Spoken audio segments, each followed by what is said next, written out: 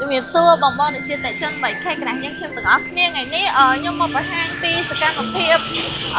ប្រចាំថ្ងៃបើ AK កណ្ដាស់យើងខ្ញុំឃើញថាឡានមានពេញកណ្ដាស់ច្រើនមែនទែននេះគឺដោយសារតែសន្ទុះនៃការគ្រប់គ្រងរបស់អតិជនយើងទាំងអតិជនចាស់និងអតិជនថ្មី